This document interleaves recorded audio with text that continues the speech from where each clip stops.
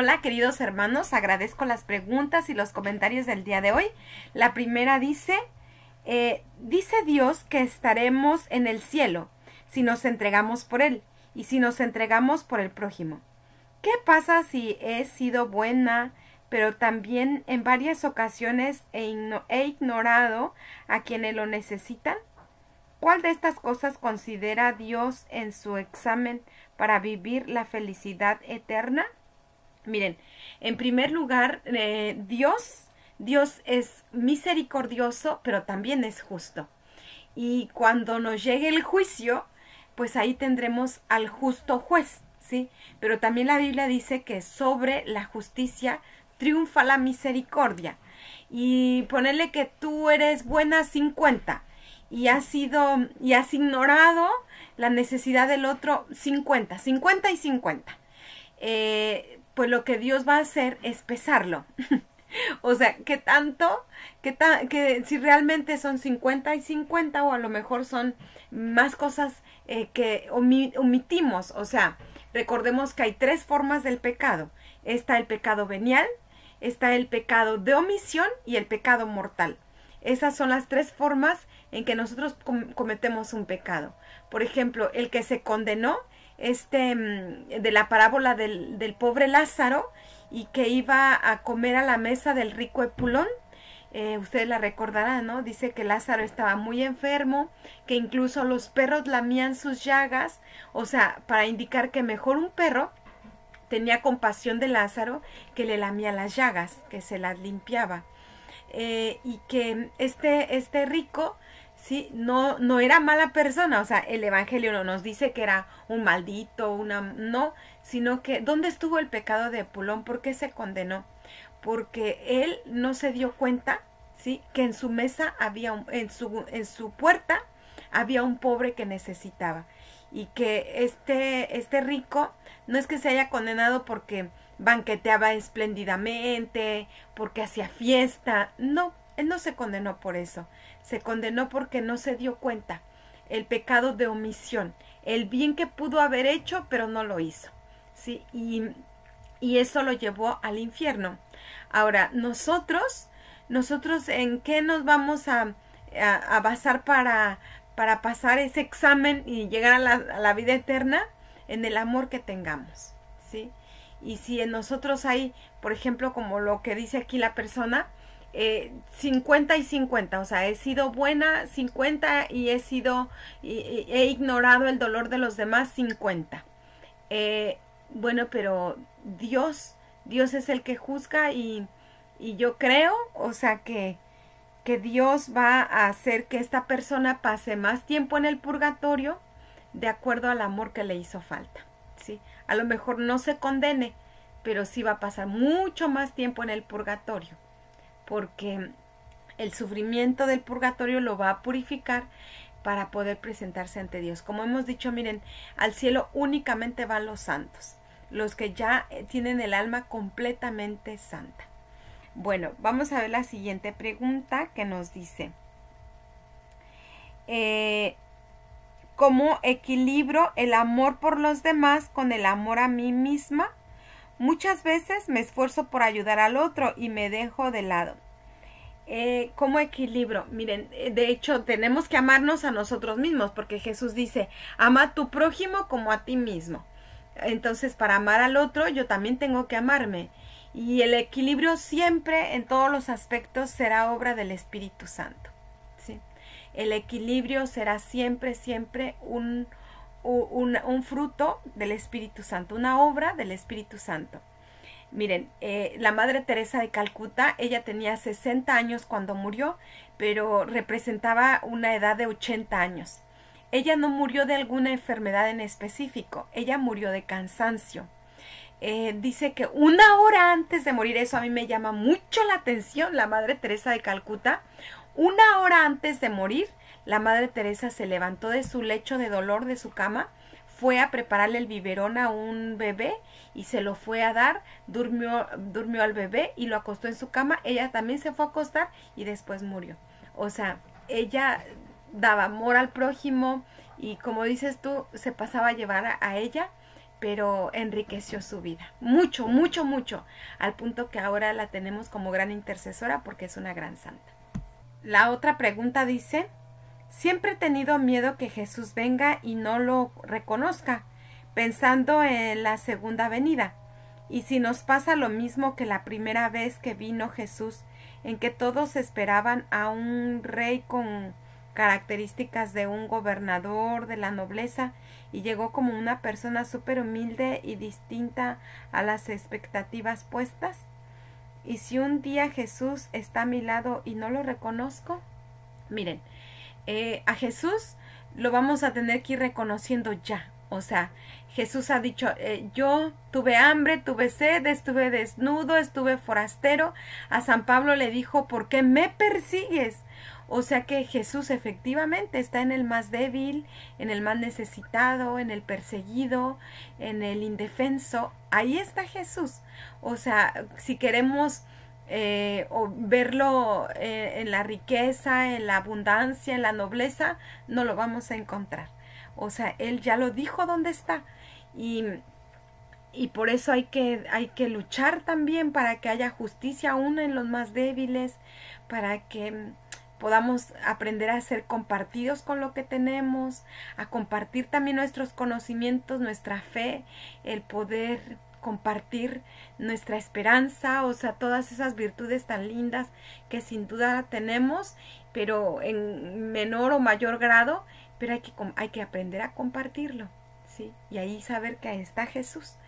Y obviamente que en la segunda venida, en esa parucía, ahí sí va a venir con toda su gloria, con todo su poder, pero ya viene a juzgar, o sea, ya no va a haber tiempo de arrepentirnos. Ahora Él ya viene a que le rindamos cuentas de la vida que nos dio.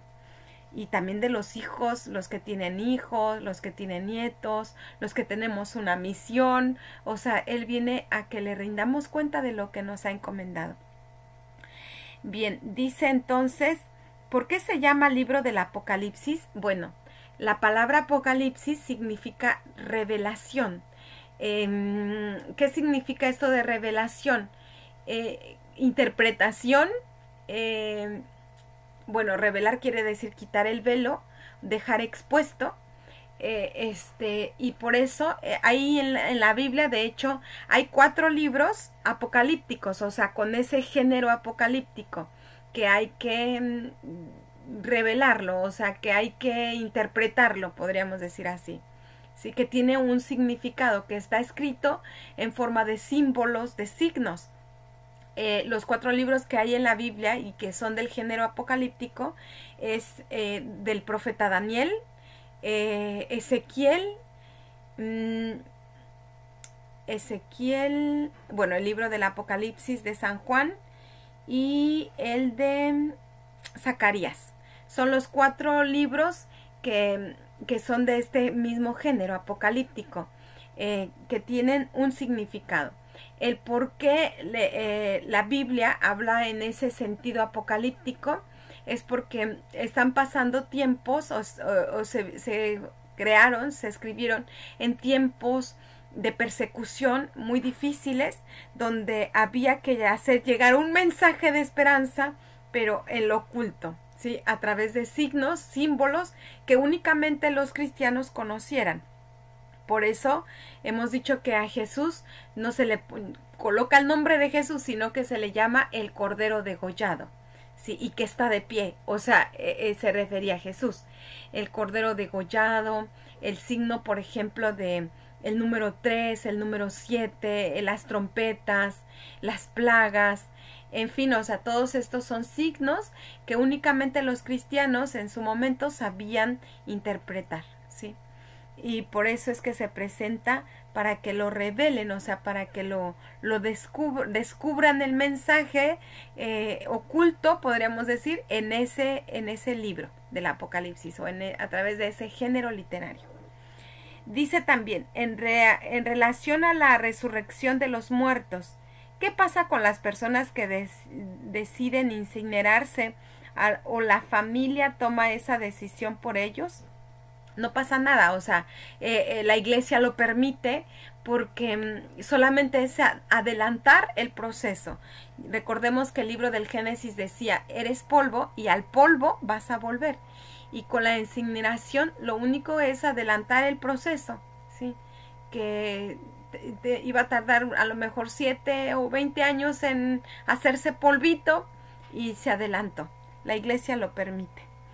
Y no pasa nada, o sea, igual esa persona se iba a hacer polvo. Después dice, ¿y qué pasa con la resurrección?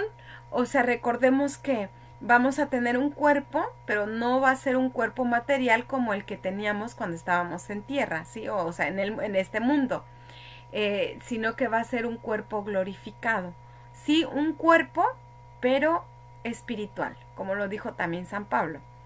Ajá. Así que el que te incineren o el que te dejen en sepultura, no afecta en nada a ese cuerpo espiritual que vamos a tener. ¿Qué debemos hacer para imitar al Padre Pío y estar en el menor tiempo posible en el purgatorio? Pues vivir como el Padre Pío vivió.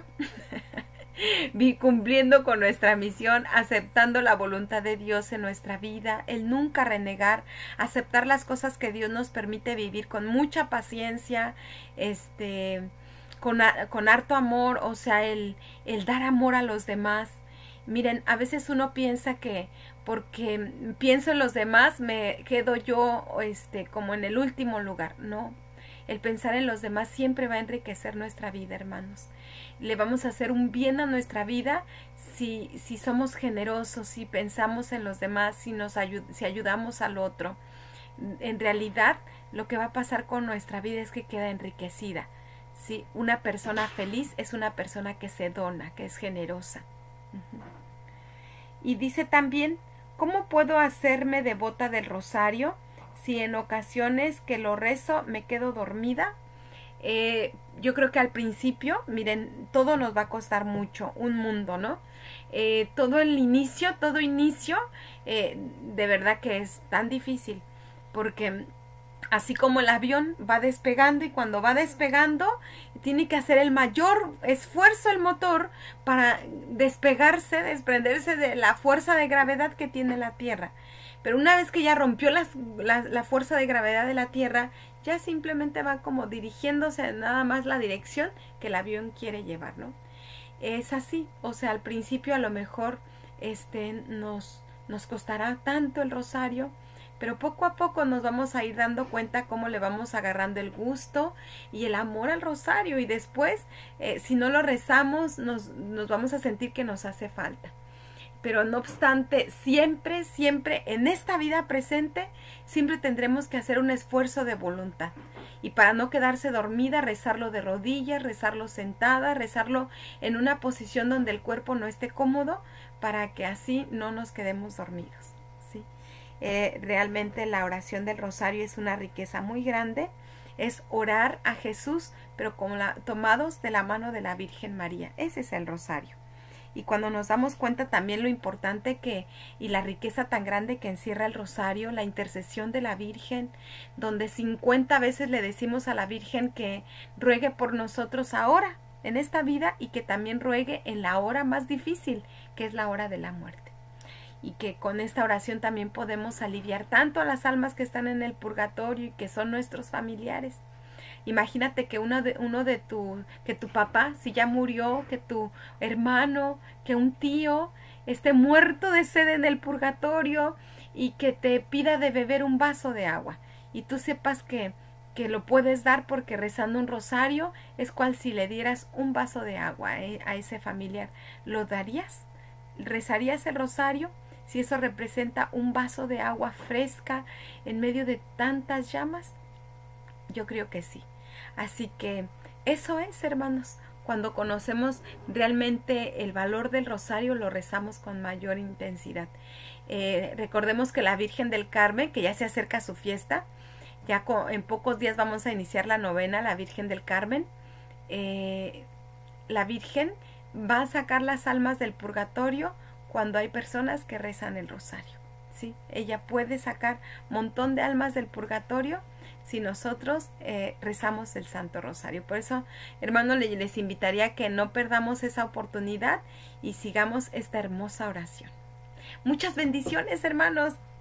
Esperemos que el Señor les conceda una abundancia de amor en el corazón para así alcanzar la salvación eterna.